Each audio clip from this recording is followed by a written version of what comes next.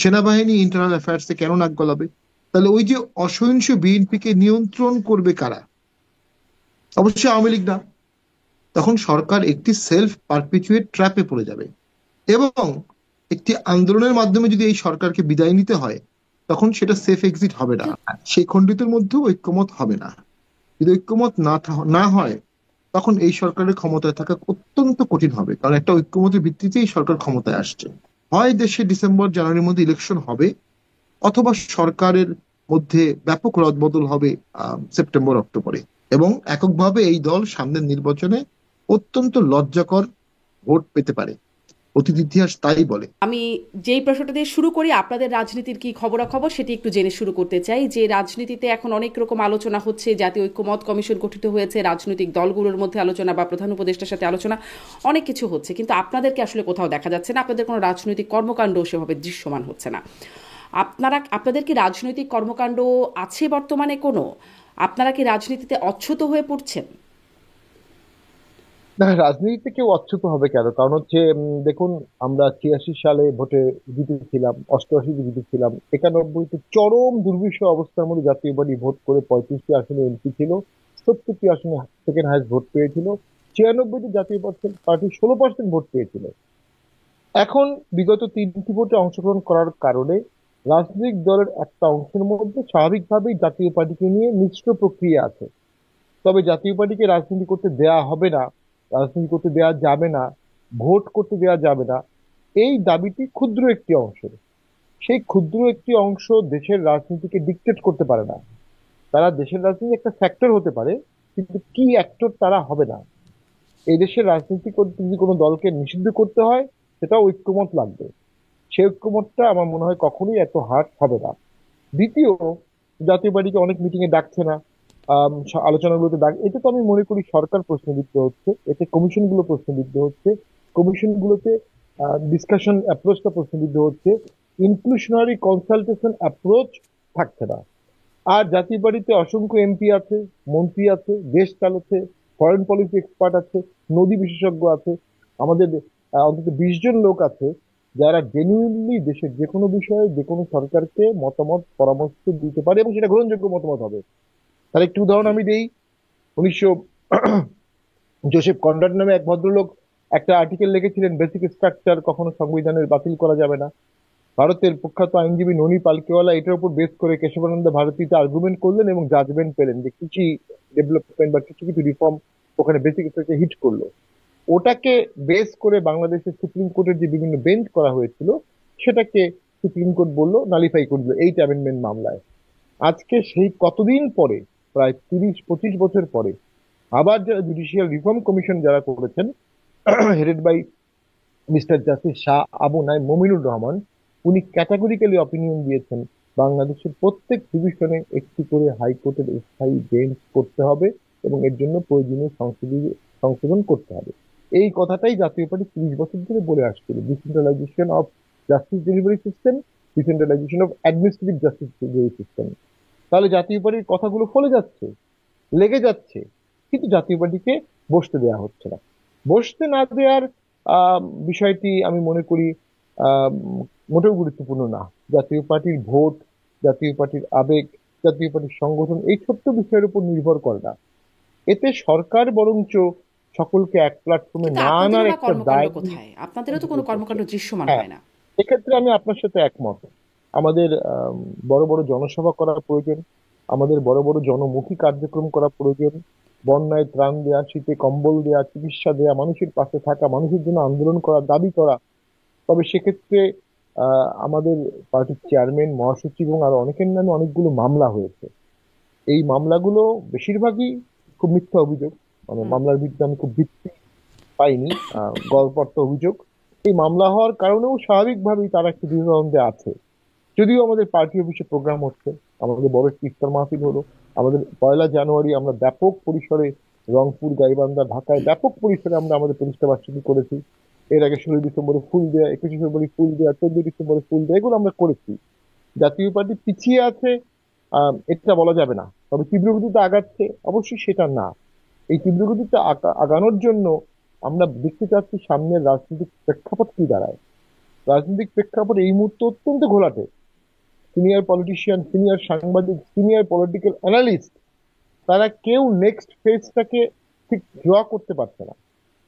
এতগুলো ডাইমেনশন তৈরি হচ্ছে, এতগুলো ইনসিডেন্ট হচ্ছে, এতগুলো পট পরিবর্তন হচ্ছে, কিন্তু এই যে আপনি পলিটিক্সটা বলছেন আমরা যে কেউ বুঝতে আপনারা অপেক্ষা করছেন সামনে রাজনৈতিক প্রেক্ষাপটটা কি দাঁড়ায়, মানে কিরকম আপনাদের হিসাব নিকাশ, কি হলে কি করবেন? না, সেরকম কোনো সিদ্ধান্ত অবশ্যই হয়নি। তবে ডেফিনেটলি যদি সকল দল মিলে অংশগ্রহণে একটি ভোট হয়, তাহলে এক ধরনের ভোট হবে, এক ধরনের গণতন্ত্র হবে, এক ধরনের রাজনীতি হবে। কিছু দলকে বাদ দিয়ে ভোট করা হয়, তখন সেখানে একটি বিরোধী অংশ, বিশাল অংশ ভোটের বাইরে থাকবে। তারা কন্টিনিউয়াস নতুন সরকারকে প্রেশার দেবে, ইন্টারন্যাশনাল প্রেশার আসবে। একতরফা ভোটের সরকারকে পৃথিবীর অনেক দেশ মেনে নেবে না। তখন স্বাভাবিকভাবে পলিটিক্সটা আরেক ডাইমেনশনে চলে যাবে। এই ডাইমেনশনের দোলাচলটা আম, আমরা দেখতে চাচ্ছি কোন দিকে যায়।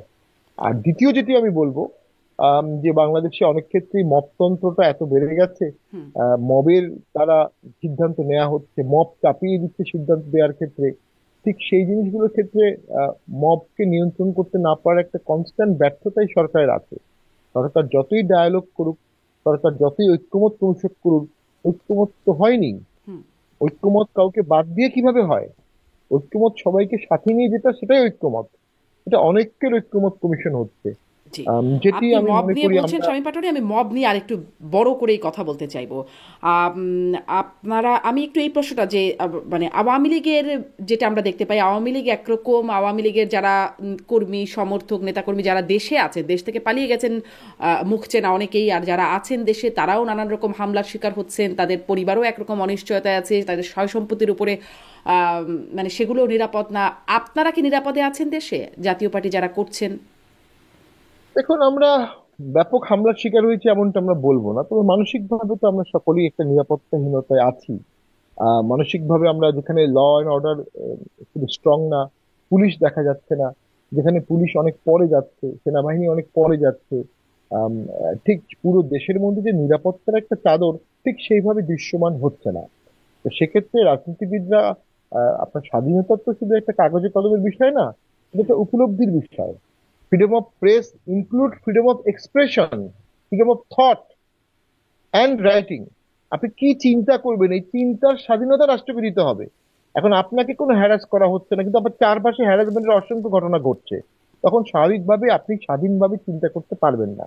স্বাধীনভাবে চিন্তা অবশ্যই বাধাগ্রস্ত হচ্ছে, মিডিয়া ফ্রিডম অবশ্যই বাধাগ্রস্ত হচ্ছে, এবং কলমকে চেপে ধরার চেষ্টা অবশ্যই হচ্ছে। কারণ ওই যে মব, আপনি কারো মতের বিরুদ্ধে গেলে আপনার অফিসে হামলা করা হতে পারে, আপনি কারো মতের বিরুদ্ধে গেলে আপনাকে রাস্তাঘাটে অপদস্থ করা হতে পারে। এই মব যে রাষ্ট্র ঠেকাতে পারছে না, এটাই তো বাক স্বাধীনতার ভায়োলেশন হচ্ছে। আচ্ছা, আমি মনে মব করি রাষ্ট্র এই ঠেকাতে মুহূর্তে পারছে না, পারছে না নাকি চাইছে না?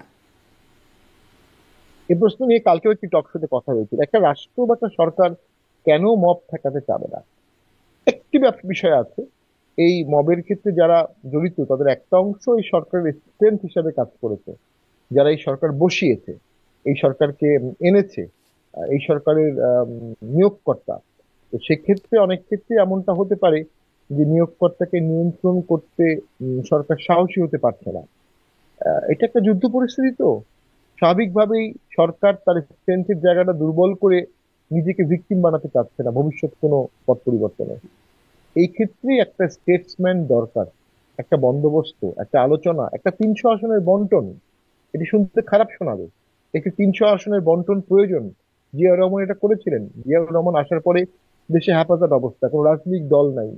সবচেয়ে বড় লার্জেস্ট দল আওয়ামী লীগ, তারা 15ই আগস্টে ভিক্টিম হয়েছে, কিন্তু উনি কিন্তু একটা বন্দোবস্ত করেছিলেন।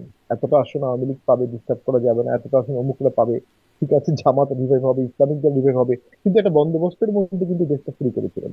সেই বন্দোবস্তটা এখন অবশ্যই আবার করতে হবে, এবং ডক্টর ইউনূস স্যার যদি সেই বন্দোবস্ত করতে পারেন, উনি সেকেন্ড টাইম নোবেল প্রাইজ পেতে পারেন। আচ্ছা, আর যদি তিনি সেই আপনি, হ্যাঁ, বন্দোবস্ত হুম, না যদি করতে তিনি সেই পারেন তাহলে? বন্দোবস্তটা না না হ্যাঁ। করেন, তাহলে দেশে সুষ্ঠু ইলেকশন হবে না, বা ইলেকশন হবে না, এবং ব্লাডশেড হবে, এবং দেশ অ্যানার্কি হবে, খান খান হয়ে যাবে দেশ।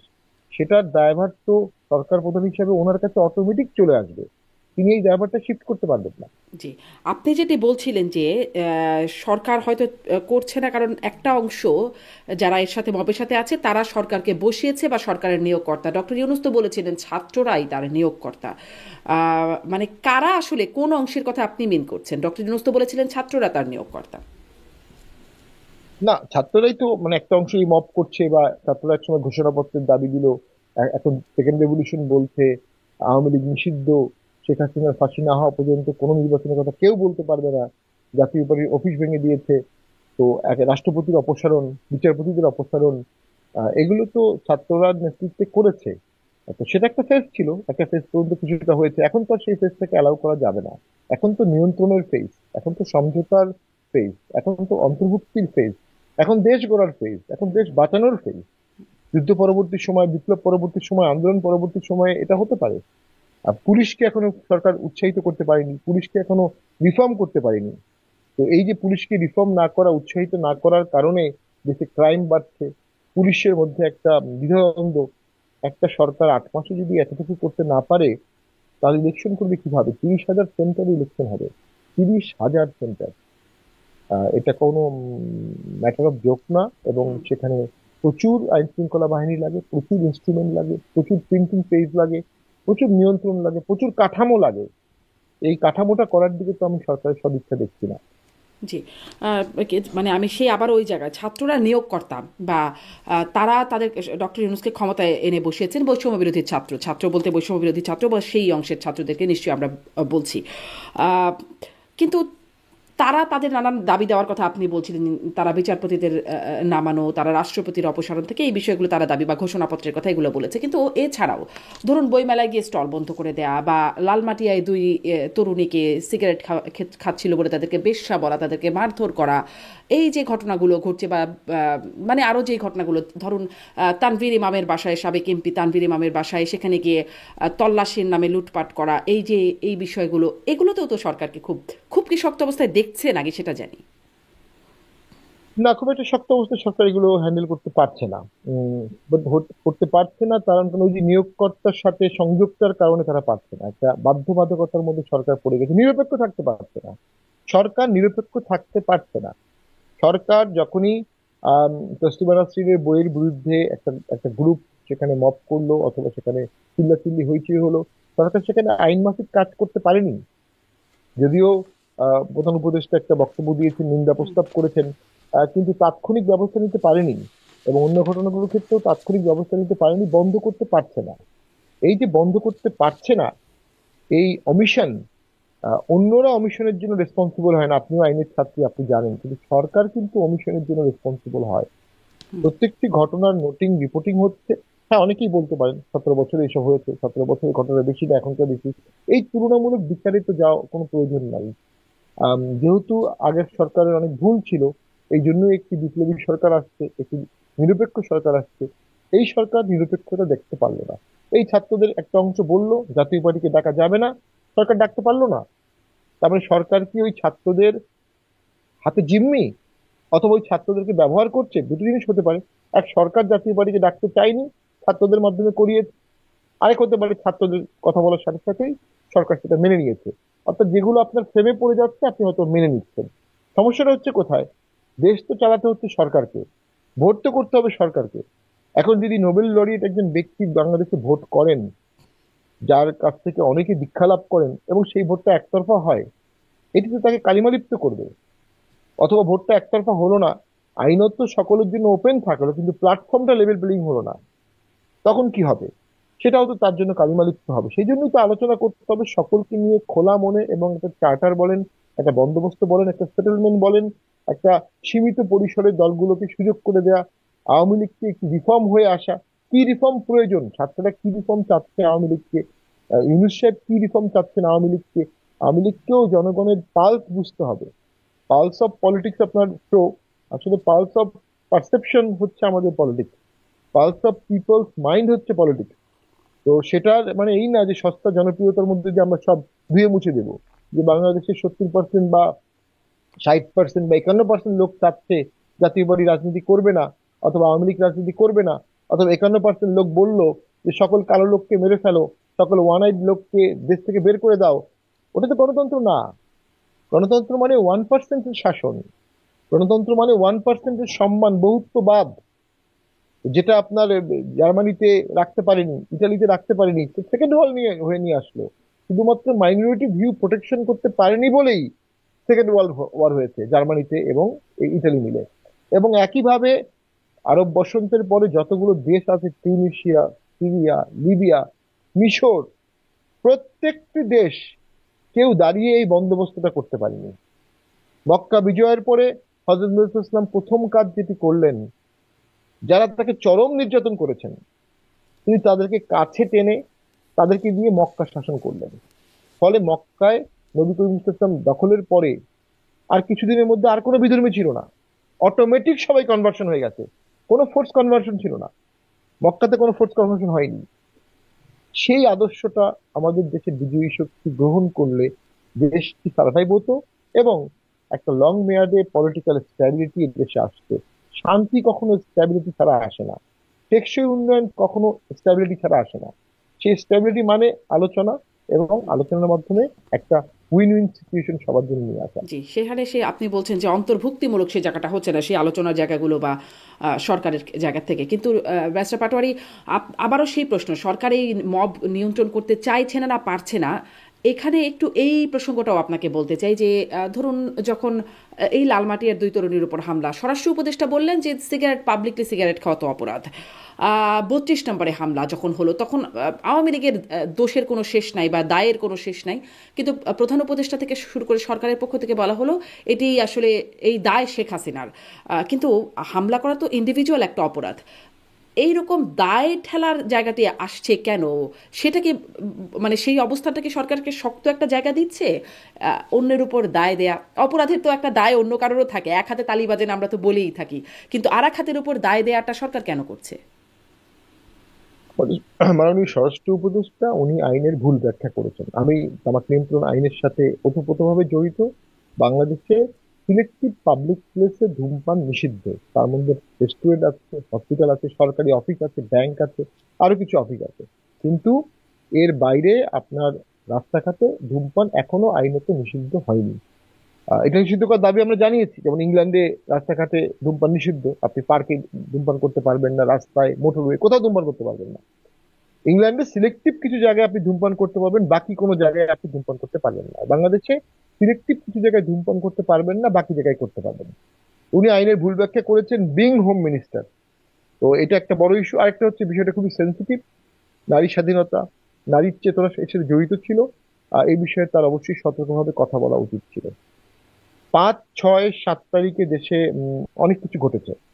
এখন ডক্টর ইউনূস স্যার লফুলি বলতে পারেন যে আমি শপথ নিয়েছি 8 তারিখে, 5, 6, 7 তারিখে যেটা ঘটেছে এটা আমার সরকারের অধীনস্থ না। কিন্তু 8ই আগস্টের পরের ঘটনাগুলো, ইনক্লুডিং ডেমোলিশন অফ 32 নম্বর বাসা, এটা তো ইউনিট গভর্নমেন্ট সরকারে থাকা অবস্থায় হয়েছে। সেটার দায় তো সরকার এড়াতে পারবে না, যদিও উনি নিন্দা জানিয়েছেন।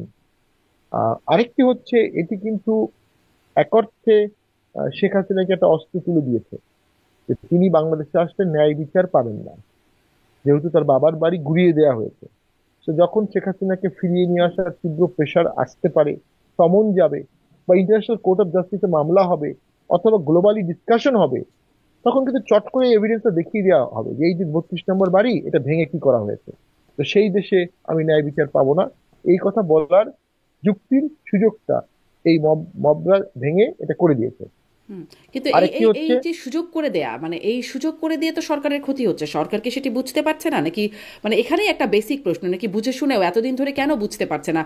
তারপরে এই প্রশ্নটিও তো আসছে যখন আসলে তৌহিদি জনতা নামে বিভিন্ন জায়গায় আক্রমণ করা হচ্ছে, নারীদের ক্রিকেট বন্ধ করে দেওয়া থেকে শোরুম উদ্বোধন করা, নায়িকা মডেল তাদেরকে এই কাজে তাদের বাধাগ্রস্ত করা, নাটক বন্ধ করে ইত্যাদি যে বিষয়গুলো, ছোট ছোট ঘটনাগুলো ঘটছে, লালন বানা বন্ধ করার মতো ঘটনা ঘটছে, এই জায়গাটিও তো প্রশ্নবিদ্ধ হচ্ছে যে মবের সাথে সাথে মৌলবাদের উত্থান হচ্ছে।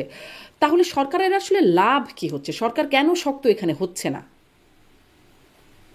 দেখুন, শেখ হাসিনা 16-17 বছর থেকে তো একটা রিজিম ক্রিয়েট হয়ে গিয়েছিল। 3টি কনজিকিউটিভ ভোট বাংলাদেশে এর আগে, প্রশ্নবিদ্ধ ভোট এর আগে কেউ করার সাহস পায়নি বা কেউ করেনি। সেই ক্ষেত্রে যেটি ঘটেছে, এই রিজিমকে সরিয়ে দেওয়ার জন্য মাঠে রক্ত দিয়েছে ইসলামিস্টরা, এবং অ্যান্টি আওয়ামী বলয়টা তো একটা বিশাল বলয়।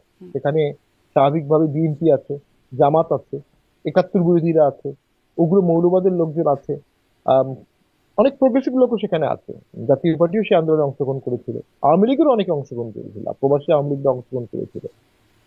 ফ্যাক্ট রিমেইন যে এই ঘটনার পরে বিজয়ী শক্তি হিসাবে প্রাথমিকভাবে না হলেও আস্তে আস্তে প্রস্ফুটিত হচ্ছে ইসলামিক শক্তিগুলো। এবং ইসলামিক শক্তিগুলো অনেকদিন পরে অনেক ন্যারেটিভস নিয়ে খোলামেলা কথা বলতে পারছে। 71 সালে জেনোসাইড হয়েছে কিনা, 71 সালে কতজন মারা গেছে, বঙ্গবন্ধু স্বাধীনতা পেয়েছিলেন কিনা, এই বিষয়গুলোর একাডেমিক ডিসকাশন আমি মনে করি অলওয়েজ ওয়েলকাম, কারণ প্রত্যেকটাই সুনির্দিষ্ট জবাব দেওয়ার মতো প্রচুর লোক বাংলাদেশে আছে। এই আলোচনাগুলো একসময় বন্ধ হয়েছিল, এখন সেই আলোচনার দরজাটা খুলে গেছে। খুলে গেছে, এটা খারাপ কোনো বিষয় না। আলোচনা হবে, ডিসকাশন হবে, প্যানেল হবে, কিন্তু মতবাদ চাপিয়ে দেওয়ার প্রয়াসটা শুরু হয়ে গেছে। এই যে মতবাদ চাপিয়ে দেওয়ার প্রয়াসটা শুরু হয়েছে, এটি অত্যন্ত ডেঞ্জারাস। এই ডেঞ্জারাস মতবাদটার জন্য আমি মনে করি সরকারকে সতর্ক হতে হবে। এবং সরকার কেন সতর্ক হতে পারছে না? হুম। সরকার তো আর তথাকথিত প্রগতিশীল বা আওয়ামী লীগের সহযোগিতা পাচ্ছে না বা পাবে না। সরকার যাদের সহযোগিতা পেয়েছে পাচ্ছে, তাদেরকে বাধাগ্রস্ত করতে পারছে না। সরকারের প্রত্যেক সরকারের একটা স্ট্রেংথ থাকে। একটা সরকার একটা পলিটিক্যাল পার্টি থাকলে সে তার পলিটিক্যাল পার্টির উপর বেস করে। যেহেতু এই সরকারের কোনো পলিটিক্যাল পার্টি নাই, সেহেতু তারা পলিটিক্যাল পার্টি কোড করেনি বা করতে পারেনি এখনো সেভাবে। তারা এই অ্যান্টি আওয়ামী ফোর্স এদের উপরই বেস করে টিকে আছে বা তাদের উপরই বেস করে থাকতে চাচ্ছে। তো স্বাভাবিকভাবে একটা পারস্পরিক নির্ভরশীলতা যখন থাকে, যখন পারস্পরিক বায়াসনেস চলে আসে, তখন ন্যায় বিচার প্রতিষ্ঠা করা যায় না, তখন নিরপেক্ষতা বজায় রাখা যায় না। জি। ওই জায়গাতে সরকার তীব্র দুর্বল হচ্ছে। আরেকটা জিনিস আমি সবসময় প্রথম থেকে বলে আসছিলাম যে এই ধরনের একটা পরিস্থিতিতে প্রথমেই এমার্জেন্সি দিয়ে দেওয়া উচিত ছিল, 5 তারিখেই, যে কোনো মূল্যে জানমালের রক্ষার জন্য। সেটি কেন দেওয়া হয়নি আমি এটার কোনো উত্তর পাইনি। জি, আপনি বলছেন সরকার যেহেতু এখনো পলিটিক্যাল বা সরকারের কোনো পলিটিক্যাল পার্টি নেই, অনেকে বলছেন ছাত্রদের মানে সেই বৈষম্যবিরোধী ছাত্রদের যে নতুন রাজনৈতিক প্ল্যাটফর্ম জাতীয় নাগরিক পার্টি, সেটি পরোক্ষভাবে সেটির কাণ্ডারি ডক্টর ইউনূস। তিনি সুযোগ করে দিচ্ছেন, তিনি সহযোগিতা করছেন, তিনি উৎসাহ দিচ্ছেন, কিংস পার্টিও বলা হচ্ছে। আপনি কি এর সাথে একমত? না, বাংলাদেশে প্রধান উপদেষ্টা যদি কোনো নারী হতেন তাহলে কি এটা কুইন্স পার্টি বলা হতো? এই প্রশ্নটা আমার মাঝে মধ্যে মাথায় আসে। আম, অবশ্যই এটা কিংস পার্টি, কোনো সন্দেহ নাই। কারণ হচ্ছে আমাদের যে ছাত্ররা মহান আন্দোলন করেছে, তারা একটা পলিটিক্যাল ট্রান্সফরমেশন পেতেই পারে। আমি সবসময় বলেছিলাম নতুন পার্টি করার থেকে তাদেরকে বিভিন্ন দলে ডেকে এনে বা তারা বিভিন্ন দলের সাথে সুসম্পর্ক রেখে তারা যদি জাতীয় পার্টি, বিএনপি, আওয়ামী লীগ, জামাতে ঢুকে এই 4টা দলকে নিয়ন্ত্রণ করতো, তাহলে দেশটা অন্যরকম হয়ে যেত। কিন্তু যখন আপনি নতুন দল করছেন, এই বিশাল স্টেজের অর্থ কোথা থেকে আসলো? সামনে দামি দামি সোফাগুলো, এটা ভাড়া কে দিল? আর ঢাকা শহরের রাস্তা বন্ধ করে মিটিং এর কালচার অনেক আগে বন্ধ হয়ে গিয়েছিল, এটা আবার ফিরিয়ে আনা হলো। একটি দল আত্মপ্রকাশ করবে বলে একটি রাস্তা বন্ধ করা হলো, এবং বিতর্কিত হয়ে গেল কেন? বাসে করে লোক নিয়ে আসা হয়েছে, ডিসিদেরকে নির্দেশ দেওয়া হয়েছে সমন্বয়কদেরকে বাস দিতে। অর্থাৎ সরকারি আচ্ছাদনেই এই দলটি তৈরি হলো। বৈষম্য বিরোধীদের একটি রাজনৈতিক দল বৈষম্যের গোড়া দিয়েই সূত্রপাত হলো, এবং এটি জনগণের মধ্যে খুব বড় আপিল করতে পারেনি এই সমস্ত কারণে। বৈষম্য বিরোধী ছাত্রদের অনেক আন্দোলনেই বা অনেক দাবির সাথেই শিবির, জামাত একাত্ম থাকতো। তাদের অংশগ্রহণ থাকলেই জনসমাবেশটা বিশাল দেখা যেত। ডক্টর ইউনূসের আশীর্বাদ ছাড়া এবং জামাত শিবিরের অংশগ্রহণ ছাড়া এককভাবে এই দলটি যে বিশাল দল হবে, এতটা আমি আশাবাদী না। আপনি বলতে পারেন জিয়াউর রহমান দল করেছিল, এরশাদ দল করেছিল। ওনারা, জিয়াউর রহমান এবং এরশাদ ছিলেন কমিশন প্রাপ্ত আর্মি অফিসার, আনইম্পেকেবল ক্যারেক্টার তাদের আর্মি অফিসার হিসাবে। এই তারা সেকেন্ড লেফটেন্যান্ট থেকে শুরু করে জেনারেল পর্যন্ত তাদের স্পটলেস ক্যারিয়ার। এবং জিয়াউর রহমান তো স্বাধীনতার ঘোষক ছিলেন, 27 তারিখে ঘোষণা দিয়েছিলেন, সেক্টর কমান্ডার ছিলেন। এদের কারোর সাথে কি আমরা এই সকল ছাত্রদের কম্পেয়ার করলে আমরা কি অন পার যোগ্যতা সম্পন্ন কাউকে দেখতে পাচ্ছি? এরশাদ স্যারের অসাধারণ আর্মি অফিসার ছিলেন, দেশে রিফর্ম করেছেন দুর্দান্ত। প্রেসিডেন্ট রেগানের সাথে তর্ক করতে পারতেন ফরেন পলিসিতে, চায়নার সাথে তর্ক করতে পারতেন। তার সাথে কি এই ছাত্রদের কারো তুলনা হবে? অথবা সকল ছাত্র এক করলেও কি জিয়া বা এরশাদের কাছাকাছি হবে? এটা বাস্তবতা, ছাত্রকে বুঝতে হবে। এরপরও জিয়া এবং এরশাদ যখন দল করেছিলেন, বিদ্যমান রাজনৈতিক কাঠামোতে যারা যারা তাদের দলে আসতে চেয়েছে, আওয়ামী লীগ থেকে ছুটে আসা, মুসলিম লীগ, সাবেক প্রাইম মিনিস্টার, সাবেক ভাষা আন্দোলনের নেতা, সাবেক মুক্তিযোদ্ধা, সাবেক বামপন্থী তাত্ত্বিক, সাবেক ইসলামিক ক্লারিক, সবাইকে তারা নিয়ে দল করেছিলেন। শাহ আজিজকে প্রাইম মিনিস্টার করেছিলেন, এরশাদ স্যার মিজানুর রহমান মিজান চৌধুরীকে প্রাইম মিনিস্টার করেছিলেন, শাহ মোয়াজ্জেমকে নিয়েছিলেন, ডক্টর মতিনকে নিয়েছিলেন, মওদুদ সাহেবকে নিয়েছিলেন। এই ধরনের লোককে নিয়ে তারপরে একটা দল আত্মপ্রকাশ পেয়েছে। নাগরিক কমিটির যে আত্মপ্রকাশ হলো, সেখানে আমি ছাত্র ছাড়া কোনো রাজনীতিবিদকে পেলাম না। আমার ধারণা ছিল এই 8 মাসে অন্তত 80 জন পোর খাওয়া প্রবীণ রাজনীতিবিদ ছাত্রদের সাথে যোগ দেবে, অথবা ছাত্ররা অ্যাপ্রোচ করবে। এই 80 জনকে নিয়ে একটি দলের আত্মপ্রকাশ হবে। আমরা দেখলাম শুধু ছাত্র দিয়ে আত্মপ্রকাশ হয়েছে। শুধু ছাত্র দিয়ে কি পৃথিবীতে কোনো দল খুব সফল হতে পেরেছে?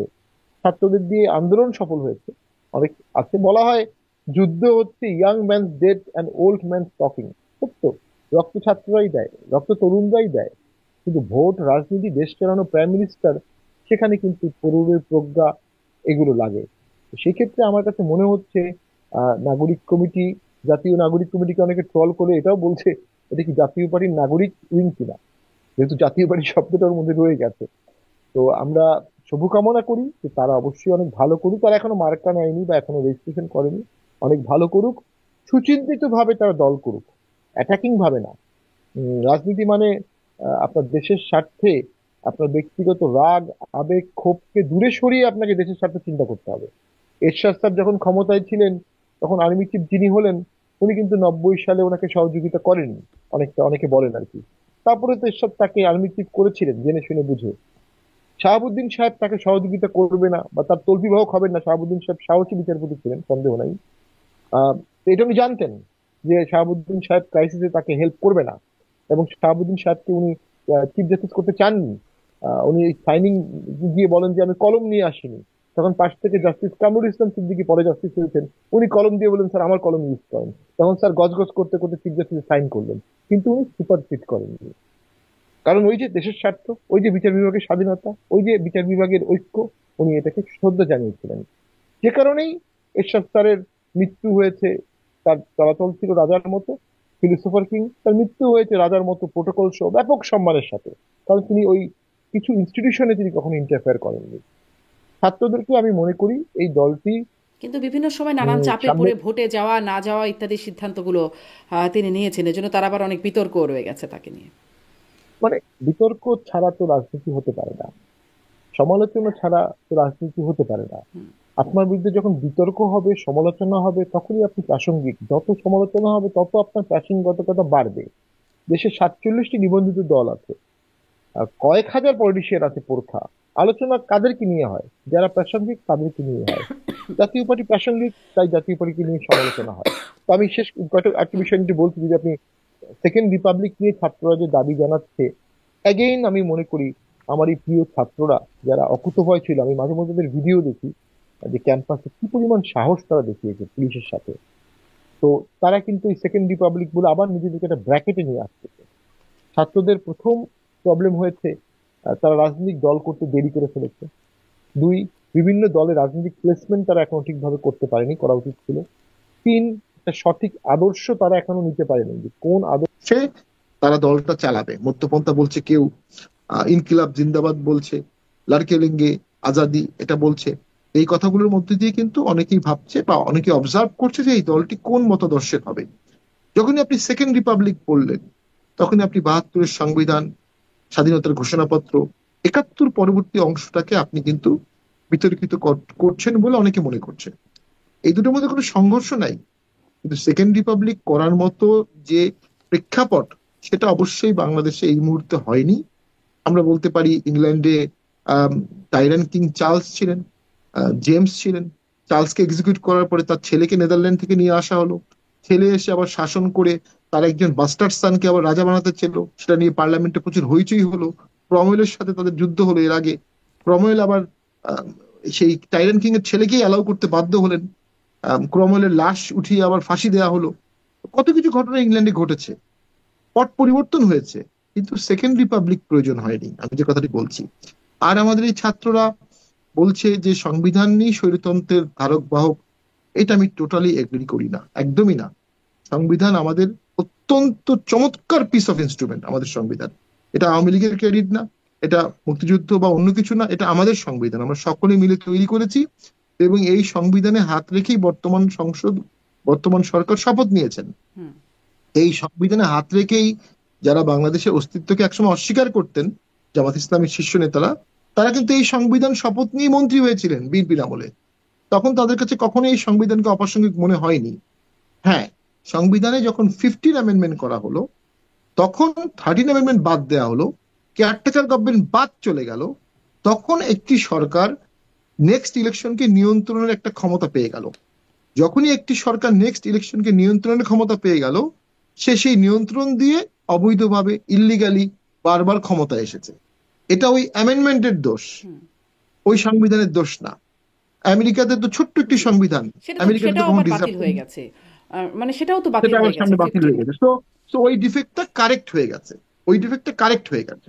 আর হ্যাঁ, কিছু তাত্ত্বিক বিষয় আছে, ধর্মনিরপেক্ষতা, রাষ্ট্রধর্ম ইসলাম, এগুলো কিন্তু সংশোধন করা হয়েছে। ধর্মনিরপেক্ষতা নিয়ে অনেকের দুঃখ থাকতে পারে, সেজন্য এরশাদ রাষ্ট্রধর্ম ইসলাম করে দিয়েছেন, এটা রেমিডাইড। এটা নিয়ে সনাতন ধর্মের অনেকে বলে যে তাদেরকে ব্রিগেড সিটিজেন করা হয়েছে, কিন্তু ইসলাম ধর্মের যারা, তারা আবার এটাতে হ্যাপি যে রাষ্ট্রধর্ম ইসলাম আছে, তো ব্যালেন্স হয়ে গেছে। আর ধর্মভিত্তিক রাজনীতি নিষিদ্ধ ছিল, জিয়াউর রহমান সেটাকে চালু করে দিয়েছেন, তখন থেকে ধর্মভিত্তিক রাজনীতি আছে। তো এখন তো আর 72-এর সংবিধানকে আমি মনে করি মেলাইন করার কোনো সুযোগ নাই। অসাধারণ মানবাধিকার ক্লজ সেখানে আছে, অসাধারণের পাওয়ার ব্যালেন্স সেখানে আছে, অসাধারণ একটি সিস্টেম সেখানে গ্রো করা হয়েছে। কিছু কিছু জায়গায় ডিফেক্ট আছে, সেই ডিফেক্ট গুলো আলোচনার মাধ্যমে সমাধান করে ফেলতে হবে, কিন্তু ছুঁড়ে ফেলে নতুন সংবিধান করা, গণপরিষদ করা, এগুলো ইউটোপিজম বা কল্পনা মানে প্রসূত ছাত্ররা হতে যে পারে, বিষয়গুলোকে প্রাধান্য বাস্তবসম্মত দিচ্ছে, না। সেকেন্ড রিপাবলিক করা, গণপরিষদ করা, সংবিধান পুনর্লিখন করা, সেই বিষয়গুলোর সাথে আপনি একদমই একমত হচ্ছেন না। আসলে এই বিষয়গুলো আপনার কাছে, বিশেষ করে আপনি সাবেক এমপি বা জাতীয় পার্টির নেতা না, আপনি একজন রাজনৈতিক বিশ্লেষকও বটে, যার কারণে আপনার কাছ থেকে এই বিশ্লেষণগুলো আরেকটু জানতে চাওয়া। আপনার কাছে একটু এটাও আপনি বলছিলেন যে অকুতোভয় ছাত্রদের সেই অবদানের কথা, আপনি মাঝে মাঝে তাদের ভিডিও দেখেন, সেই সময় যে সমর্থন ছাত্ররা পাচ্ছিল, এখন আসলে সেটা কোথায় আছে? আপনি সেটাকে কিভাবে মূল্যায়ন করেন? আমরা দেখলাম যে নর্থ সাউথ বিশ্ববিদ্যালয়ের সামনে এখন সার্জিসকেও, বেসরকারি বিশ্ববিদ্যালয়ের একদল ছাত্র তার উপর চড়াও হলেন, একটা হামলা বা হাতাহাতির ঘটনাও সেখানে ঘটে গেল। ছাত্ররা কি তাদের অবস্থান হারিয়েছে, নাকি তাদের অবস্থান আরো উন্নত হচ্ছে? কিভাবে আপনি দেখছেন? দেখুন, রাজনীতি করা, ভোট করা, নমিনেশন দেয়া, এজেন্ট দেয়া, সেন্টারের বাইরে স্লিপিং দেয়াল এজেন্ট ঠিক করা, এগুলো খুব কঠিন কাজ। এবং এগুলো ক্ষেত্রে একটি নতুন দল বাংলাদেশের সফলতার নিদর্শন খুব কম। হাতে গোনা 2টি বা 3টি দল সফল হয়েছে, 40টি দলই ব্যর্থ হয়েছে। আরেকটি হচ্ছে ছাত্ররা বিজয়ের পরপরই অ্যাডভাইজার হয়ে যাওয়ার কারণে, প্রশাসনে নাক গলানোর কারণে, প্রশাসনের রদবদল, তদবির, এগুলোতে ইনভলভ হওয়ার কারণে স্বাভাবিকভাবেই তারা একটা আচ্ছাদনের মধ্যে পড়ে গেছে এবং বিতর্কিত অনেক বিষয়ে তারা নিজেদেরকে জড়িয়ে ফেলেছে। আহ, এই বিতর্কিত বিষয়ে তাদেরকে জড়ানো থেকে দূরে থাকা উচিত ছিল। মহাত্মা গান্ধী ভারত স্বাধীন হওয়ার পরে উনি যদি প্রাইম মিনিস্টার হতেন, রাষ্ট্রপতি হতেন, তাহলে উনিও বিতর্কিত হতেন। উনি কিন্তু ওইদিকে যাননি, কখনোই যাননি। জিন্নাহ সাহেব পাকিস্তান স্বাধীনতার কিছুদিন পরে মারা গেছেন, এই জন্য উনি ওই পাকিস্তানের ওই বিতর্কের মধ্যে উনি যাননি। কিন্তু আমাদের ছাত্ররা রাষ্ট্র পরিচালনায় নানাভাবে অংশগ্রহণ করে এবং অভিজ্ঞতা কম নিয়ে অংশগ্রহণ করে তারা বেশ কিছু ভুলও করে ফেলেছে এবং কিছু মানুষকে অসম্মান করে ফেলেছে, এবং কিছু কিছু জায়গায় কিছু কিছু অনিয়ম, দুর্নীতির অভিযোগও চলে আসছে। স্বাভাবিকভাবেই বাংলাদেশ পৃথিবীর অন্যতম দুর্নীতিগ্রস্ত দেশ। এই ক্ষেত্রে এই ছাত্রদেরকে ক্রিশ্চিয়ান নানের মতো প্রোটেকশন দেওয়া উচিত ছিল। জনহিতকর ব্যাপারগুলো ছাড়া অন্য বিষয়গুলোতে তাদের 2 থেকে 5 বছর দূরে থাকা উচিত ছিল। এই 2 থেকে 5 বছর বিভিন্ন রকমের ট্রায়াল অ্যান্ড এরর অ্যান্ড এক্সপেরিমেন্টের পরে একটি কাঠামো দাঁড়াতো, সেই কাঠামোতে এই ছাত্ররা এক্সট্রিমলি রিলেভেন্ট হতো। এখন গত 8 মাসে বিভিন্ন অভিযোগ অনুযোগের কারণে যে ঐক্যমত এই ছাত্রদের নেতৃত্বে জুলাই আগস্টে হয়েছিল, জুলাই আগস্টে সকল দল, সকল লোক, নাহিদ, সার্জিদ, আসিফ, হাসনাত এদের দিকে তাকিয়ে থাকতো, তার একটা ক্ষুদ্র অংশ এখন তাদের দিকে তাকিয়ে থাকে, কারণ তারা এই বিতর্কিত বিষয়গুলোতে জড়িয়ে গেছে। বিতর্কিত বিষয়ে জড়ানোর কারণে তাদের বাইটিং পাওয়ার কমে গেছে। তবে একটি রাজনৈতিক দল তারা যেহেতু করছে, তারা একটি নতুন এজেন্ডা নিয়ে জনগণের কাছে যাবে, জনগণকে বুঝাবে। আমি ব্যক্তিগতভাবে মনে করি এবং বিভিন্ন টকশোতে স্পষ্ট করে বলেছি, অন্য কোনো দলের সাথে যদি অ্যালায়েন্স করতে না পারে, তাহলে এককভাবে এই দল দাঁড়াতে পারবে না। এবং এককভাবে এই দল সামনের নির্বাচনে অত্যন্ত লজ্জাকর ভোট পেতে পারে। অতীত ইতিহাস তাই বলে। এবং এই দলগুলো যখন জেলা কমিটি, উপজেলা কমিটি করতে পারবে, রাজনৈতিকভাবে সচেতন যে লোকগুলো আছে, তারা ইতিমধ্যে কেউ বিএনপি করে, কেউ জাতীয় পার্টি করে, কেউ আওয়ামী লীগ করে, কেউ ইসলামিক শাসনতন্ত্র করে, কেউ হেফাজত করে, কেউ জামাত করে। তো নতুন দলের জন্য রাজনীতিক প্রজ্ঞাবান লোক অ্যাভেলেবল তো খুব বেশি নাই। কিন্তু আর কিন্তু আপনিও যেটি বলছিলেন যে সরকারের ব্লেসিংস এর ব্যাপারটা, আশীর্বাদের ব্যাপারটা, সেটি কি তাদেরকে সহায়তা করবে? মির্জা ফখরুল ইসলাম আলমগীর সেই সংখ্যাটা জানিয়ে রেখেছেন, বিএনপি মহাসচিব, যে সরকার নিরপেক্ষতা নিয়ে প্রশ্ন তিনি একটি সাক্ষাৎকারে, বিবিসিকে দেয়া একটি সাক্ষাৎকারে তিনি প্রশ্নটা তুলে রেখেছিলেন। আম, সেই ব্লেসিংস কি তাদেরকে সাহায্য করবে? হ্যাঁ, অবশ্যই করবে। প্রশাসন, ডিসি, এসপি, তারা তো জেনে যাচ্ছে চালিকা শক্তিতে যেহেতু ছাত্ররা আছে, ছাত্রদেরকে খেপালে স্বাভাবিকভাবেই তাদের ট্রান্সফার হয়ে যেতে পারে। তারা একটা ইনডাইরেক্ট সহযোগিতা করবে, কিন্তু এদেশের মানুষ কিন্তু অ্যান্টি এস্টাবলিশমেন্ট। যখনই আপনি সরকারের সাথে মিশে যাবেন বা আপনি সরকার হবেন, তখন মেজরিটি মানুষ আপনার বিপক্ষে চলে যাবে। আর আপনি সরকারি সুযোগ সুবিধা পেয়ে আপনি ক্ষুদ্র একটি গোষ্ঠীকে খুশি করতে পারবেন, বিশাল লেফট ওভার গোষ্ঠী থাকবে যারা অখুশি থাকবে। এবং এই সুযোগ সুবিধার ভাগাভাগি নিয়েও দ্বন্দ্বের সৃষ্টি হবে। এই সুযোগ সুবিধা নিয়ে অনেক অভিযোগ অনুযোগ আসবে। এই সুযোগ সুবিধা নিয়ে অনেক মিথ্যা প্রপাগান্ডাও ছড়ানো হবে। 1,000 কোটি টাকা লুটপাট হয়ে গেছে, এত টাকা পেলো কোথায়, অনেকগুলো গুজব চলে আসবে, সত্য মিথ্যা। সেগুলো ছাত্রদের ইমেজকে টার্নিশ করে ফেলতে পারে। আমি মনে করি ছাত্রদেরকে সকলের সাথে সম্মান দিয়ে কথা বলে, সকলের সাথে মিশে, সকলের জন্য প্ল্যাটফর্ম তৈরির কাজ করতে হবে, সকলের নিরাপত্তার জন্য কাজ করতে হবে। ছাত্ররা যেভাবে দলটি করেছে, এই দলটি বিশাল একটি পরিসরের দল হবে, এমন সম্ভাবনা কিন্তু বেশিরভাগ রাজনৈতিক বিশ্লেষকরাই দেখছে না। জি। তবে আমি এখন কি আনন্দিত তারা একটি ছাত্ররা দল বিশাল করেছে। হবার জন্যই কিছু সময় নিতে চায়? মানে ছাত্ররা কেন নির্বাচনকে ঠিক, বিএনপি যেভাবে একটু দ্রুত, তাদের 1 নম্বর প্রায়োরিটি হচ্ছে নির্বাচন, সেই রকম ছাত্রদের মধ্যে সেটি কেন নাই? সার্জিসের সেই বক্তব্য, তিনি বলছেন যে যতদিন না শেখ হাসিনাকে ফাঁসির মঞ্চে না দেখছি, ততদিন যেন কেউ ভুলক্রমেও নির্বাচনের কথা না বলে, এরকম একটা বক্তব্য আসছে। আবার অন্যদিকে আমরা যদি সেই 16ই ডিসেম্বর, গত বছর 16ই ডিসেম্বর, যখন প্রথম ডক্টর মোহাম্মদ ইউনূসের কাছ থেকে নির্বাচন কবে হবে সেটির একটি ধারণা পাওয়া গেল, তিনি বললেন যে আমি তাকে আসলে কোটই করি, তার বক্তব্যটা এখানে একটু ইন্টারেস্টিং। তিনি বলছিলেন যে সংস্কার তিনি চান সকল প্রধান সংস্কারগুলো শেষ করে নির্বাচন আয়োজনের জন্য বারবার তিনি আবেদন করছেন, এবং কোট করছি, তবে রাজনৈতিক ঐক্যমতের কারণে আমাদেরকে যদি, আবার বলছি যদি, অল্প কিছু সংস্কার করে ভোটার তালিকা নির্ভুলভাবে তৈরি করার ভিত্তিতে নির্বাচন সম্পন্ন করতে হয়, তাহলে 2025 সালের শেষের দিকে নির্বাচন অনুষ্ঠান হয়তো সম্ভব হবে। এই যদি, হয়তো, এবং সেটি কিসের উপর ভিত্তি করে? রাজনৈতিক ঐক্যমতের। এখন বিএনপির বিষয় হচ্ছে তারা চাচ্ছে দ্রুত নির্বাচন, ছাত্ররা চাচ্ছে শেখ হাসিনার বিচার, তারা চাচ্ছে সংস্কার, গণপরিষদ ভোট, স্থানীয় নির্বাচন, অনেক কিছু। তাহলে কি ঐক্যমতটা কোথায়? আর ঐক্যমত না হলে নির্বাচনের কি হবে? বিএনপি নির্বাচনের জন্য চাপ দিচ্ছে, এবং এই সরকারও আমি মনে করি সেনাপ্রধানের বক্তব্য এবং চিফ অ্যাডভাইজারের বক্তব্য আমরা যদি লাইন বাই লাইন মিলিয়ে দেখি, এটার মধ্যে কন্ট্রাডিক্টরি কিছু নাই। ফিলোসফিটা সেম, টাইম ফ্রেমটা মোরাললেস সেম, ডিসেম্বর জানুয়ারি।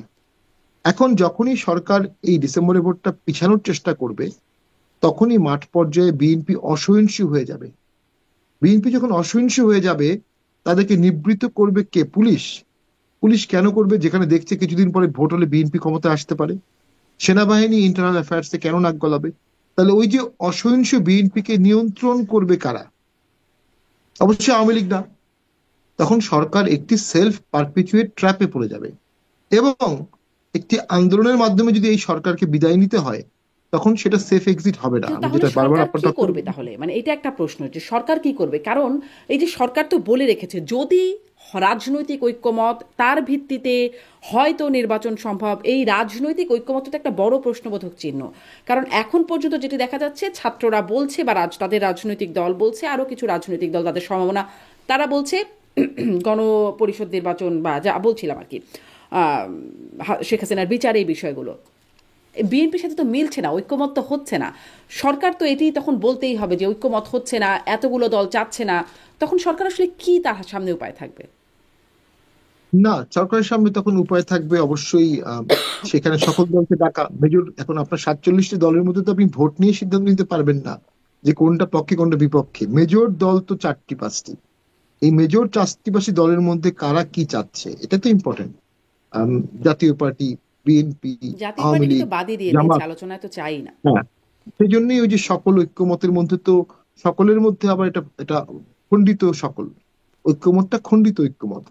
এটা সরকারের জন্য একটা দুর্বলতার জায়গা যে তারা সকলকে নিয়ে ঐক্যমত করেনি, এটা খণ্ডিত নিয়ে ঐক্যমত করেছে। আমি ওই যেটা আমি খণ্ডিতর বলছিলাম, মধ্যেই আমি প্রশ্নটা করছি, সেখানেও কি ঐক্যমতটা হবে? সেই খণ্ডিতের মধ্যেও ঐক্যমত হবে না। যদি ঐক্যমত না হয় তখন এই সরকারের ক্ষমতায় থাকা অত্যন্ত কঠিন হবে, কারণ একটা ঐক্যমতের ভিত্তিতেই সরকার ক্ষমতায় আসছে। সকল দলগুলো ঐক্যমত দিয়েই এই এই এই সরকারটা গঠন করেছে। সেই ঐক্যমত যখন থাকবে না, ভোট হবে না, তখন সরকারও থাকতে পারবে না বলেই আমাদের মনে হয়। তখন আসলে কি হবে? কারণ এই সেনাপ্রধানের যে সরকারটাকে কিন্তু বক্তব্যের কথা দেশ আপনি চালানো কঠিন বলছিলেন। হবে। কেন বলছি, সরি একটু আমি ইন্টারাপ্ট করি, আচ্ছা, হ্যাঁ, কেন নিশ্চয়ই। বলছি, একটি নির্বাচিত সরকারের সেফ এক্সিট প্রয়োজন হয় না। নির্বাচিত সরকার 5 বছর থাকে, যেটা আমি সবসময় বলি। এরপরে জোর করে আবার থাকার চেষ্টা করে, ব্যর্থ হয়, তখন আবার দেশে রাজনীতি করে বিরোধী দল হিসাবে। কিন্তু একটি সুধী সমাজের রাজনৈতিক দল বা সুধী সমাজের সরকার, ঐক্যমতের সরকার, তাদের আলোচনার মাধ্যমেই পিসফুল ট্রানজিশন অফ পাওয়ার করে সেফ এক্সিট নিতে হবে। তাদের বিরুদ্ধে আন্দোলন হলে সেই লোড তারা নিতে পারবে না, বা কেন নেবে? সেক্ষেত্রে অবশ্যই আমি মনে করি হয় দেশে ডিসেম্বর জানুয়ারির মধ্যে ইলেকশন হবে, অথবা সরকারের মধ্যে ব্যাপক রদবদল হবে সেপ্টেম্বর অক্টোবরে। আর এই দুটি সম্ভাবনাই আমি একজন ক্ষুদ্র রাজনীতিবিদ হিসেবে সামনে দেখছি। আপনি বলছিলেন যে যদি ঐক্যমত না হয় তাহলে কি হতে পারে, সরকারের সেফ এক্সিট নিয়ে প্রশ্ন তুলছিলেন। আর সেনাপ্রধান কিন্তু সেই রাওয়া ক্লাবের বক্তব্যের মধ্যে বলেছেন নিজেদের মধ্যে কাদা ছোড়াছড়ি হানাহানি হলে স্বাধীনতা সার্বভৌমত্ব বিপন্ন হবে, এই সতর্ক বার্তা তিনি দিয়েছেন। এবং তিনি বলছেন যে পরে বলবেন আমি সতর্ক করি নাই, এই জন্য আগেই সতর্ক করে তিনি দিচ্ছেন। আহ, আসলে এই স্বাধীনতা সার্বভৌমত্ব বিপন্ন হওয়া মানে আসলে কি বোঝাচ্ছে তিনি, সেটা কি আপনি বুঝতে পারেন, ধারণা করতে পারেন? আর আর আর আসলে আরো একটা একদমই প্রশ্ন বুঝতে যোগ করে পারিনি। দিই, আরো একটা যোগ করে দিই প্রশ্ন। কার কাছে স্বাধীনতা স্বাধীনতা সার্বভৌমত্ব ইন্টারনালি বিপন্ন হয় না, মানে কার কাছে বিপন্ন হবে, কারা নিবে স্বাধীনতা সার্বভৌমত্বের উপর আক্রমণ বা আঘাত হানবে কারা? যে আমি এই ব্যাপার একটি লাইন আমি তার বক্তব্যে বুঝতে পারিনি, বাকি সবগুলো ক্লিয়ার ছিল। দেখুন, আমি সবসময় একটা অনুভব করেছি, বাংলাদেশের মানুষ আমরা একই খাবার খাই, একই কাপড় পরি, একই রকম দেখতে, কিন্তু আমরা সবসময় এক্সটার্নালাইজেশন অফ ইন্টারনাল পলিটিক্স করি। তো আমরা যখন এক্সটার্নালাইজেশন অফ ইন্টারনাল পলিটিক্স করি, তখন স্বাভাবিকভাবেই বিদেশি স্টেক হোল্ডাররা বাংলাদেশের ব্যাপারে নাক গলাতে সুযোগ পায়। খুব দ্ব্যর্থহীন কণ্ঠেই বলবো, বাংলাদেশ ভারত এবং পাকিস্তানের রণক্ষেত্রের একটি অধিক্ষেত্র হয়ে গেছে নানা কারণে। রাজনৈতিক ঐক্যমত না থাকার কারণে বাংলাদেশের বিষয়টি কোনো কোনো বিষয়ে পাকিস্তানকে উল্লসিত করছে, কোনো কোনো বিষয়ে ভারতকে উন্নাসিত করছে। আবার ভারতকে যেটা উন্নাসিত করছে, পাকিস্তানকে সেটা উল্লসিত করছে। এই জিনিসগুলো মধ্যেই তো একটা লিডারশিপ প্রয়োজন, হুম। যে আমরা কতটুকুর মধ্যে যাব। আজকে 24 সালে একটি বিপ্লব আন্দোলন হয়েছে বলেই 71 মুছে গেল, 71 জেনোসাইড মুছে গেল। পাকিস্তান কি আমাদের কাছে এখনো ক্ষমা চেয়েছে? এখনো তো ক্ষমা চাইনি। পাকিস্তান এখনো পাকিস্তানের সিভিল সোসাইটির সাথে আমার কথা হয়, তারা ক্ষমা চাইতে প্রস্তুত, হুম। কিন্তু পলিটিক্যালি পাকিস্তান এখনো ক্ষমা চায়নি। কিন্তু তাই না, আমিদুল ইসলাম কমিশনের যে রিপোর্ট, সেই রিপোর্টে বলা হয়েছে ফলসলি যে বাংলাদেশে জেনোসাইড হয়নি, বরঞ্চ বাঙালিরা বিহারিদেরকে হত্যা করেছে 71-এ। এটা এটা পাকিস্তানের একটা পাঠ্য বিষয়, একাডেমিক থিওরিতে এটা রয়ে গেছে। কত বড় একটা মিথ্যা জিনিস রয়ে তো পাকিস্তান বাংলাদেশের সাথে রিলেশন রাখছে ফ্রেন্ডশিপের কারণে। কেন? কারণ ভারতকে কমব্যাট করতে তার বাংলাদেশ প্রয়োজন। কারণ বাংলাদেশ ভারতের পেটের ভিতরে। 71 সালে পাকিস্তানিরা বলেছে যে বাঙালিরা কালো, খাটো, খেতে পারে না, কাপড় পরতে পারে না, পুওর কাজিন। এবং যখন স্বাধীন হলো বাংলাদেশ, তারা হাসি ঠাট্টা করে বলল যে গরিব কাজিনকে ছেড়ে দিয়েছে, আমরা এখন ভালো থাকবো, ওরা বেশি ভাত খায়। ঠিক এইরকম ছিল পাকিস্তানের পারসেপশন 72 সালে। তারপরও বঙ্গবন্ধু সেই পাকিস্তানের সাথে সুসম্পর্ক রাখতে চেয়েছেন, কারণ দেশ বাঁচাতে হবে তাকে, ইসলামিক কান্ট্রির সাথে তার সুসম্পর্ক রাখতে হবে। হুম। সেই পাকিস্তানের সাথে আমাদের সম্পর্ক থাকবে, কতটুকু থাকবে, এটা একটা একটা প্যারামিটার থাকতে হবে তো। আর এই পাকিস্তানের সাথে সুসম্পর্কটা কতটুকু ভারতকে এফেক্ট করছে, সেটা আমাদেরকে দেখতে হবে। বাংলাদেশ ভারত থেকে যে অ্যাডভান্টেজ গুলো পায় নেয়, অথবা আমরা টাকার বিনিময়ে নেই, যে এসেনশিয়াল কমোডিটি চিকিৎসা, সেটা কতটুকু পাকিস্তান দিতে পারবে, পাকিস্তান কতটুকু দিতে ক্যাপাবল, এটার একটা অবজেক্টিভ অ্যানালাইসিস করতে হবে।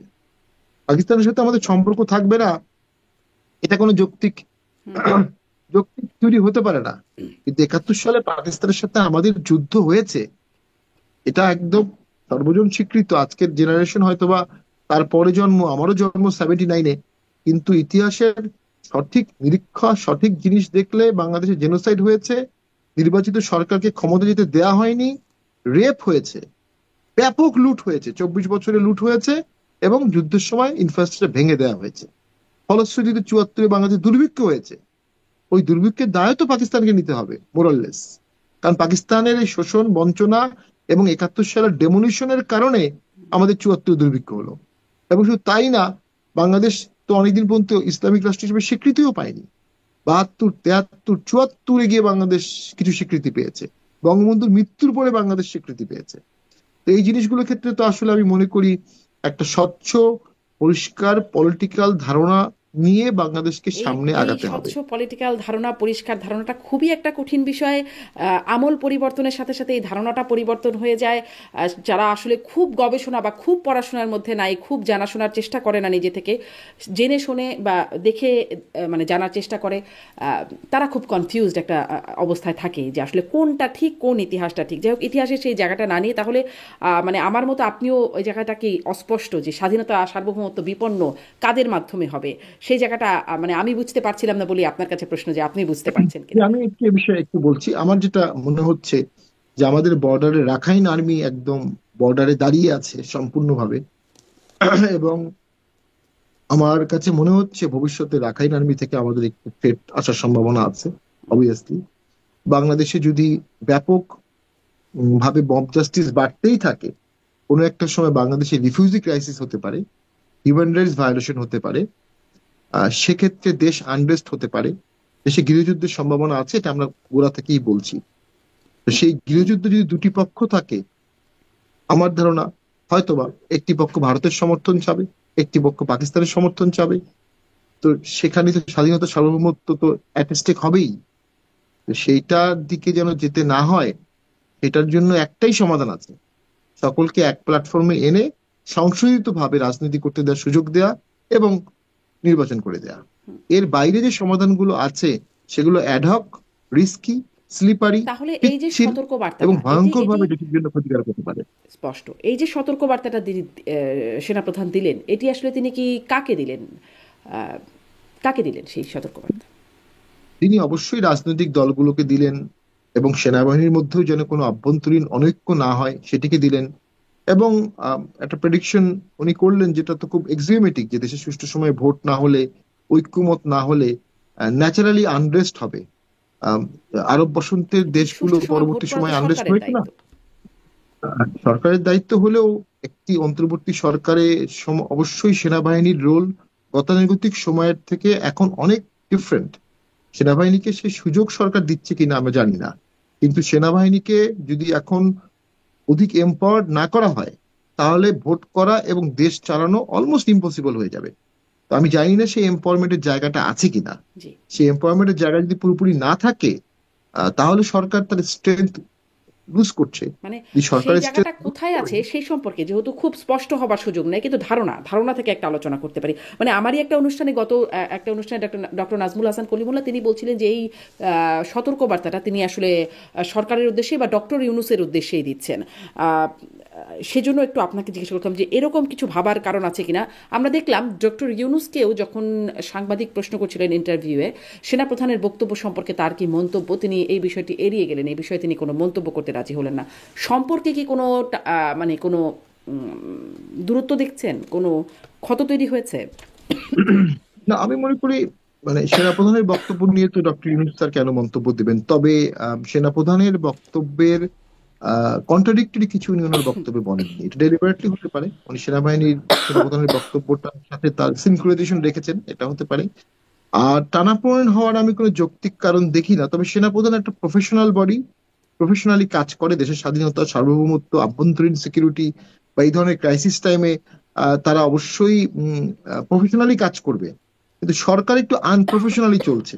ওই যে বললাম, সরকারের স্ট্রেংথের জায়গাটা মব, স্ট্রেংথের জায়গাটা তারুণ্য, এই তারুণ্যের সাথে কোনো কোনো ক্ষেত্রে হয়তো বা সেনাবাহিনীর পেশাতন্ত্রের একটু দ্বন্দ্ব হতে পারে, সেখানে একটু মনোমালিন্য হতে পারে। সেটা রাষ্ট্রপ্রধান হিসাবে রাষ্ট্রপতি এবং প্রধান উপদেষ্টাকে সমাধান করে ফেলতে হবে। আর আমরা দেখেছিলাম রাষ্ট্রপতির অপসারণ নিয়ে একটা অংশ খুব দাবি জানিয়েছিল, তখনই কিন্তু আমরা এই সরকারকে সে বিষয়ে কোনো ভূমিকা রাখতে দেখিনি। হুম। তো সরকার সেই সময় কিন্তু ভূমিকা রাখেনি, বরং সেটাকে অ্যালাউ করেছিল, যদিও সেটা পরে বিএনপি যখন হুঙ্কার দিল তখন আর সফল হয়নি। তো আমি মনে করি অনেক ক্ষেত্রেই আহ একটি বিপ্লবী সরকার বিপ্লবের পরের দিনই করে ফেলা যায়, কিন্তু একটা বিপ্লবী সরকার বিপ্লবের 8 মাস পরে বিপ্লবী সরকার হতে পারে না কাজে কর্মে। বিপ্লবের 8 মাস পরে তাকে সীমাবদ্ধ সাংবিধানিক নিয়মতান্ত্রিক সরকারই হতে হবে। 8 মাস পরেও যদি কেউ নিয়মতান্ত্রিক না হয়, তাহলে সেখানে ডেফিনেটলি আমি বলবো সরকারের এটা ত্রুটি, এবং সেই ত্রুটিটা সরকারের জন্য ভয়ঙ্কর হতে পারে, দেশের জন্য সেনাপ্রধানের ভয়ঙ্কর হতে পারে। জি, স্পষ্ট সেনাপ্রধানের বক্তব্যের একটু বিশ্লেষণ করছি। তো আম, তিনি কি, তাকে কি একটু বিরক্ত মনে হয়েছে কোনো কারণে? তিনি বলছেন I had enough last 7-8 months. মানে কি মনে হচ্ছে এখান থেকে? উনি মবতন্ত্রকেই ইঙ্গিত করেছেন, যে মবের ক্ষেত্রে দেখা যাচ্ছে মব হচ্ছে, এবং মব রক্ষার ক্ষেত্রে সরকার কোনো সঠিক ভূমিকা নিচ্ছে না, হোম মিনিস্ট্রি কোনো ভূমিকা নিচ্ছে না। তো সেক্ষেত্রে তো ডেফিনেটলি উনি মনে করতেই পারেন আম, যে এটা তার জন্য খুব ভয়ঙ্কর। দেন পিলখানা হত্যা নিয়ে পুরো সেনাবাহিনীকে জড়িয়ে খুব কেমন যেন একটা ধোঁয়াটে মন্তব্য হচ্ছিল। এখানে কয়েকটি জিনিস খুব গুরুত্বপূর্ণ। একটি হচ্ছে পিলখানা হত্যাকাণ্ডের জাজমেন্ট হয়ে গেছে ট্রাইব্যুনালে, বিশেষ ট্রাইব্যুনালে, সেটা হাইকোর্টে আপহেল্ড হয়ে গেছে, সেটা এখন অ্যাপিলেট ডিভিশনে পেন্ডিং আছে। কেউ যদি এই পুরো ট্রায়ালটাকে ভিসিয়েট করে দেন, তাহলে যে 600 লোকের ফাঁসি হয়েছে, কয়েক হাজার লোকের সাজা হয়েছে, এদের কি হবে? এদের মধ্যে অনেকেই জেনুইন অপরাধী, আবার কয়েকজন নির্দোষও থাকতে পারেন। সেটা অ্যাপিলেট ডিভিশনে শুনানিতে বের হয়ে আসবে, কে নির্দোষ কে দোষী, কে কতটুকু। এটাকে যদি চাপিয়ে দিয়ে একটা সেকেন্ড এনকোয়ারি, সেকেন্ড চার্জশিটে কিন্তু সুযোগ নেই। বাই দা ওয়ে, আইনে কিন্তু কগনাইজেন্স নেওয়ার পরে সেম ঘটনা নিয়ে আরেকটি তদন্তের সুযোগ নাই। সেই ক্ষেত্রে সেনাপ্রধান একটা ফুল স্টপ দিতে চেয়েছেন, কারণ ডিসিপ্লিনারি ফোর্সে এই সংখ্যাটা দিয়ে আপনি ডিসিপ্লিনারি ফোর্স চালাতে পারবেন না, যে কোনো একটি ঘটনায় আমাকে ইমপ্লিকেট করে ফেলতে হতে পারে। এবং সেনাবাহিনীতে যখন এই ধরনের আতঙ্ক কাজ করে, তখন সেখানে কু হয়, এবং সেই কুতে আর্মস ব্যবহার হয়। সেনাবাহিনী কখনো এই আতঙ্কের মধ্যে চলতে পারে না, ইউনিটির মধ্যে চলবে, স্ট্রেংথ।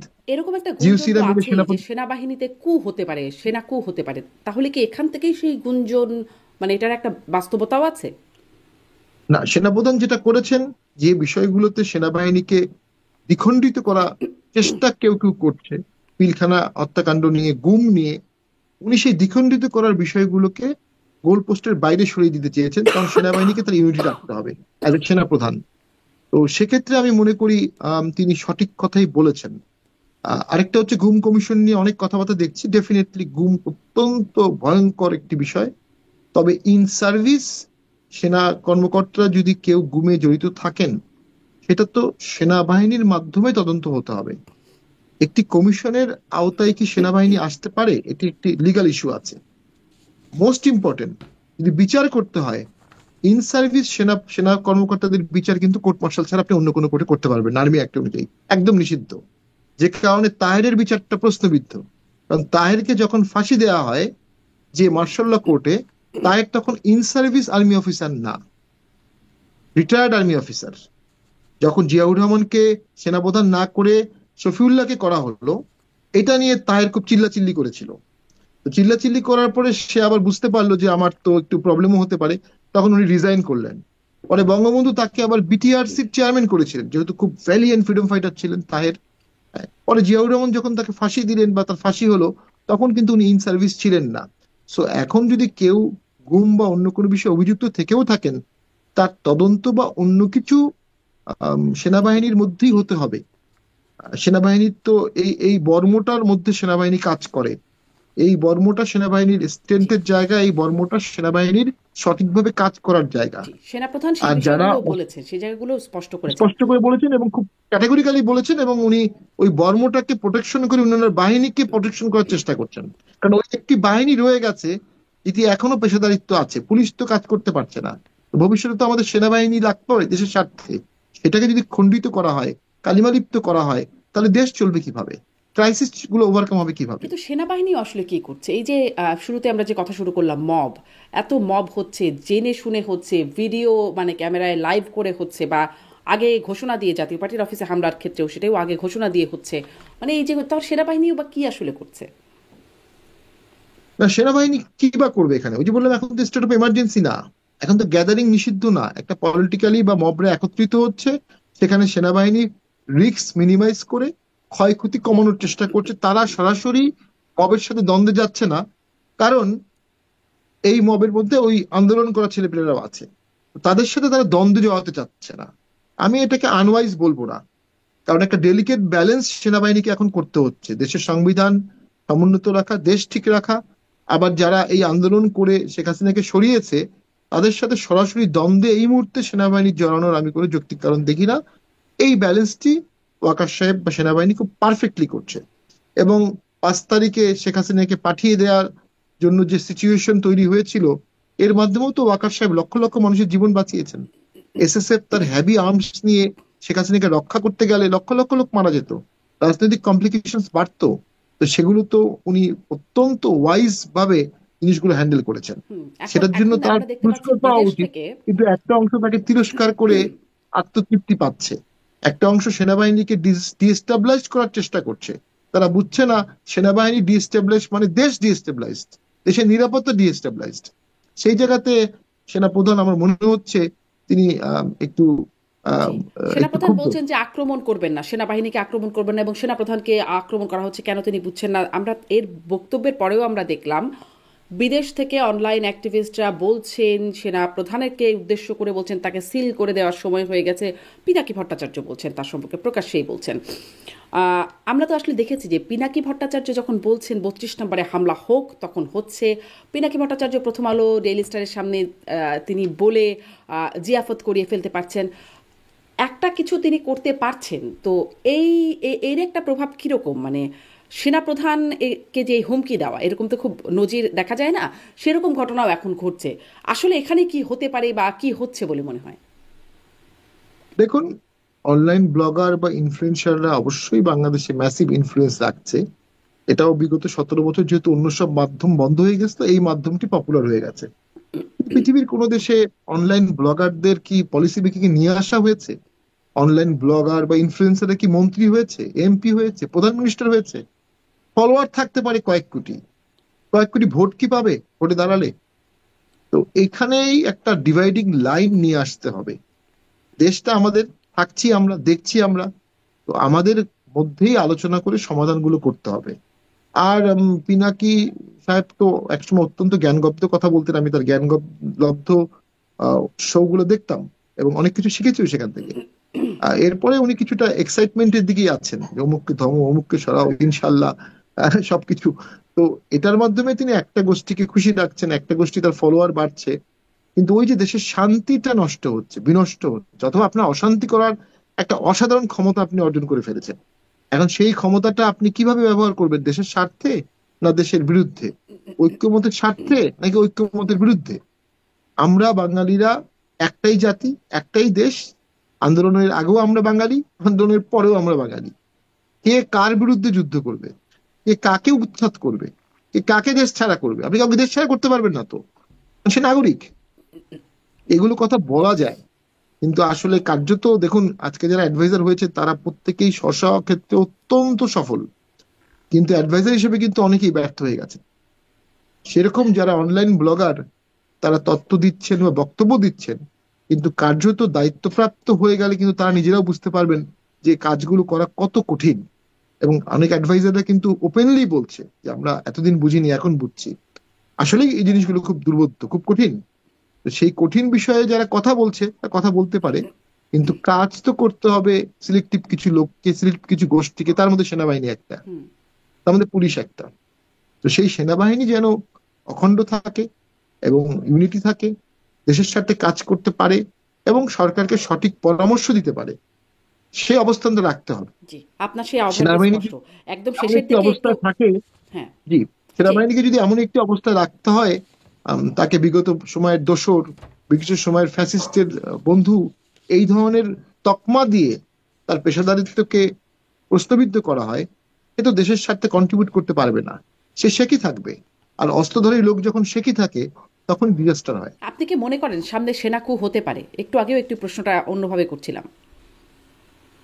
কুডে এইটা তো, বা পথ যেটাকে আপনার বলা হয় PUTCH, এটা তো বাংলাদেশে অনেকদিন হয়নি। সেই লাস্ট হয়তো বা হয়েছিল এরশাদ স্যারের যেটা টেক ওভার, সেটাই লাস্ট। এরপরে 96 সালে হওয়ার কথা ছিল, হওয়ার কাছাকাছি গিয়ে হয়নি। 2007 সালে আর্মি ব্যাক একটি গভর্নমেন্ট হয়েছিল।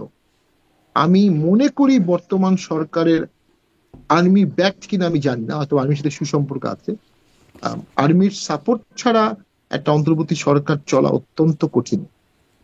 সেটা আপনি যে নামেই বলেন। আমি মনে করি না সরাসরি আর্মি কু এটা রিয়েলিস্টিক, পৃথিবীর কোনো দেশে হচ্ছে না তো। এবং আর্মি কু হলে সেই দেশটি পিস কিপিং মিশন রাখতে পারবে না। তো সেনাবাহিনী সেই দায় কেন নেবে?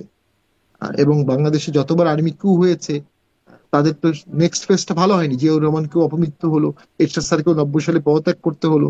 তো আর্মি কু হওয়ার ক্ষেত্রে ডেফিনেটলি সেনাবাহিনী অনেক চিন্তা করবে। তো একটি আর্মি সমর্থিত সরকার কাঠামো প্রয়োজন হতে পারে। জি, ব্যারিস্টার পাটোয়ারি, আমরা দেখলাম যে সেনাপ্রধান সেই আইন শৃঙ্খলার কথা বললেন, যে সেই পরিস্থিতির স্বীকার করলেন, যে আইন শৃঙ্খলা পরিস্থিতির অবনতির কথা তার বক্তব্যে আসলো। বিবিসির সাংবাদিক যখন প্রধান উপদেষ্টাকে ইন্টারভিউ করছিলেন, তখন প্রধান উপদেষ্টা বললেন তার কাছে যে হিসেব, সেটা তো বলছে না যে অপরাধ বাড়ছে, মানে তিনি অপরাধ বাড়ছে এটি তিনি সেই সময় স্বীকার করলেন না। তিনি বলছেন যে, তখন সাংবাদিকই বলছিলেন যে 50% ডাকাতি বেড়েছে, এটা পুলিশের পরিসংখ্যান। মানবাধিকার সংস্থাগুলোর প্রতিবেদন বলছে অগাস্ট থেকে জানুয়ারি পর্যন্ত 6 মাসে 121 জন গণপিটুনিতে হত্যাকাণ্ডের শিকার হয়েছে। আর এরকম ছিনতাই, চাঁদাবাজি, এগুলো ঘটনা তো আমরা দেখেই যাচ্ছি। মবক্রেসির যে বিষয়গুলো, মানে প্রধান উপদেষ্টা বলছেন হিসেব তো, মানে তার কাছে কেন সেই হিসেবটা থাকছে না? তার কাছে হিসাব নাই, নাকি তিনি আসলে জেনে শুনেও বলছেন না? কি আসলে মনে হয়?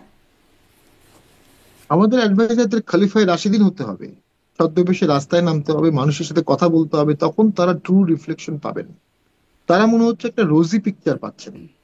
এই রোজি পিকচার থেকেই হয়তো বা প্রধান উপদেষ্টা এই কথাটা বলেছেন।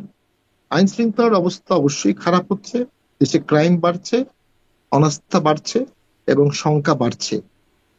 এইটার কোনো একাডেমিক ডিসকাশনের বিষয় না, এটা একদম আনডিসপুটেড ফ্যাক্ট। এবং সেটা ল অ্যাডভাইজার, স্বরাষ্ট্র অ্যাডভাইজার নিজেই স্বীকার করেছেন। হুম, তারা নিজেরাই কিন্তু স্বীকার করেছেন। রাত তো 3টার চিফ সময় অ্যাডভাইজার দাঁড়িয়ে অথবা সংবাদ সাংবাদিক সম্মেলন করছেন বা সাংবাদিকের সাথে কথা বলছেন। চিফ অ্যাডভাইজার হয়তো বা সাংবাদিককে কমব্যাট করেছেন, তার সরকারকে ডিফেন্ড করেছেন পলিটিক্যালি। তো ডক্টর ইউনূস স্যার পলিটিক্যাল হয়ে গেলে তো আমরা খুব বিপদে পড়বো, কারণ উনি হচ্ছেন আমাদের কাছে একটা হ্যাঁ, তিনি এপিটম বলছেন অফ। আমি তো হিসেব নিচ্ছি, অপরাধের পরিমাণ মোটেই বাড়েনি। কিন্তু এখানেই প্রশ্ন যে তিনি তো আসলে অন্তর্বর্তী সরকার, রাজনৈতিক সরকারগুলোর কথা আপনি যেমনটি আগে বলছিলেন, তাকে ক্ষমতায় থাকা, সামনে ক্ষমতায় আসা, অনেক কিছু তাকে পরিকল্পনা করতে হয়। ডক্টর ইউনূস কেন এমনটি করছেন? উনি খুবই ইন্টেলিজেন্ট মানুষ এবং খুবই স্মার্ট মানুষ। উনি ডেফিনেটলি অনেকগুলো অপশন খোলা রেখেছেন। তার মধ্যে সবচেয়ে প্রবাবল অপশন হচ্ছে ইলেকশন হবে, আহ, এবং এই গভর্নমেন্টের পরে বিএনপি গভর্নমেন্ট আসবে, এটা একটা প্রবাবল অপশন। এর বাইরেও ছোট ছোট অপশন গুলো উনি ওপেন রেখেছেন। ছাত্রদের ইলেকশন ডেফার্ড হতে পারে, আর্মি ব্যাক গভর্নমেন্ট হতে পারে, এক্সপ্যান্ডেড জাতীয় সরকার হতে পারে, সর্বদলীয় সরকার হতে পারে। অনেকগুলো অপশন উনি রেখেছেন। এই অনেকগুলো অপশন রাখাটা আনওয়াইজ না, তবে একটু ঝুঁকিপূর্ণ। আমরা ওনার কাছ থেকে একটি সুনির্দিষ্ট রূপরেখা চাই, দেশের স্বার্থে, জনগণের স্বার্থে। এবং ওনার কাছ থেকে আমাদের প্রত্যাশা সবসময় যেটি ছিল, যে হয়তোবা উনি মবের কথায় কাউকে বাদ দিয়ে দেশ চালাবেন না, অথবা মবের কথায় কাউকে বাদ দিয়ে ইলেকশন করার চিন্তা করবেন না। বাট উনি ওনার বক্তব্য কিন্তু বলেছেন সকলেই নাগরিক, সকলেরই রাজনীতি করার, ভোট করার অধিকার আছে, চিহ্নিত অপরাধী ছাড়া। তো সেই ক্ষেত্রে সেনাপ্রধান যে বলেছেন ফ্রি, ফেয়ার, ইনক্লুসিভ ইলেকশন, সে একই কথা প্রধান উপদেষ্টা বলেছেন। সো দেশ তো অন্তর্ভুক্তিমূলক ইলেকশনের দিকেই যাচ্ছে। সেক্ষেত্রে আমি তো মনে করি ওটাই একমাত্র সমাধান হবে সামনে। কিন্তু যাদেরকে প্রধান উপদেষ্টা কেয়ার করছেন বা তাদের নিয়োগকর্তা বলে আপনিও বলছিলেন, সেই যে আলোচনাটা, তারা তো আবার ঠিক সেরকমটা চাচ্ছেন না, অন্তর্ভুক্তি ঠিক সেভাবে তারা চাচ্ছেন না। যাই হোক, সেটা হয়তো আরও আলোচনা, অনেক বড় আলোচনা হবে। শেষ করি এই প্রশ্ন দিয়ে যে প্রথম ইনিংস দ্বিতীয় ইনিংসের সে যে আলোচনা, ডক্টর ইউনুস বলেছেন প্রথম ইনিংস শেষ করেছি, দ্বিতীয় ইনিংস শুরু, কেমন মূল্যায়ন করবেন আপনি? প্রথম ইনিংস কেমন গেল, দ্বিতীয় ইনিংসের শুরুটা কেমন কেমন যাবে বলে মনে হচ্ছে? আমার মনে হয় দেশের সাথে কোনো ইনিংসই শুরু হয়নি। এই সরকারের একমাত্র সাফল্য হচ্ছে এই সরকারটা আছে, এটাই সাফল্য। এর বাইরে অন্য কোনো সাফল্য, ঐক্যমত সংস্কার, সাবস্টিটিউট সংস্কার, সংস্কারের জন্য যে ব্যাকগ্রাউন্ড ওয়ার্ক, এগুলো করা হয়নি। আমার কাছে মনে হচ্ছে যে এই সরকারের সময়টা কিছুটা ফিউটালি হয়ে যেতে পারে অলটুগেদার। যদি ইলেকশন করতে না পারে তাহলে টোটাল ফেইলারই হয়ে যাবে। যদি ইলেকশন করতে পারে, অ্যাটলিস্ট একটা ইলেকশন করে একটা ট্রানজিশন করতে পেরেছে। That is yet to C.